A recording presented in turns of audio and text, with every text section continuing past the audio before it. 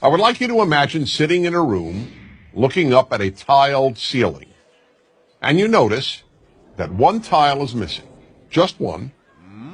What would you concentrate your vision on? What would you look at the most? The answer, of course, is the missing tile.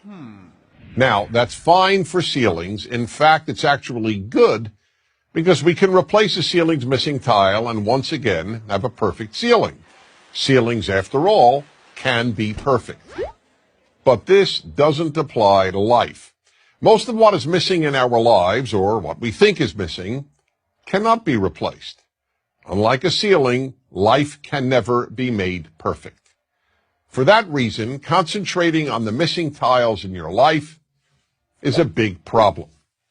Let me give you the example that taught me this great lesson about what I call the missing tile syndrome. A bald man once said to me, "You know, Dennis, whenever I walk into a room with people, all I see is hair." When I heard this, I immediately realized that in this regard, this man sees the world completely differently from how I do. Because I have all my hair. When I walk into a room, I don't even notice hair. It's not a missing tile for me. But for this person, hair is what he sees. This applies in some way to everyone. When a woman who thinks she has imperfect legs walks into a room, all she sees are perfect legs. Or take the example of the woman who once said to me, "Wherever I go, all I see are pregnant women." Now, how could that be? The vast majority of women, even those young enough to be pregnant, are not pregnant at any given time. But that was all she saw because she wanted to get pregnant and wasn't able to. Her missing tile was not having a child. That's the way human nature is. We focus on what's missing in our lives. The missing tile syndrome is a very big obstacle to happiness, so big, in fact, that it makes happiness almost impossible. There will always be something missing in your life. When you see other people's kids, you'll think you see tiles that are missing in your own children. Gee, why can't my kid study as hard, or be as polite, or be as bright, or be as good-looking, or be as athletic? The same holds true regarding our spouses, our work, our looks.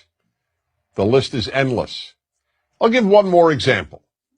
When I was single and looking to find the right woman, I wanted to first identify the most important trait to look for in my future wife. So after almost every date, I would call my best friend Joseph and announce, "Joseph, tonight I identified the most important trait in a woman." And he would always say, "Okay, Dennis, what is it?" And then patiently listen. One night I would tell him that it was intelligence, another night that it was looks, another night personality, and on yet another night kindness. One night, as usual, I called him up after an evening out and said, "Joseph, I finally figured out what the most important trait in a woman is." But this time he didn't say, "Okay, Dennis, what is it?" Instead he said, "Don't tell me, I'll tell you." Perplexed, I asked, "How do you know? You don't even know the woman I went out with." "It doesn't matter," he said. "Whatever trait tonight's woman was missing, that's the one you decided is the most important trait in a woman." I could say nothing.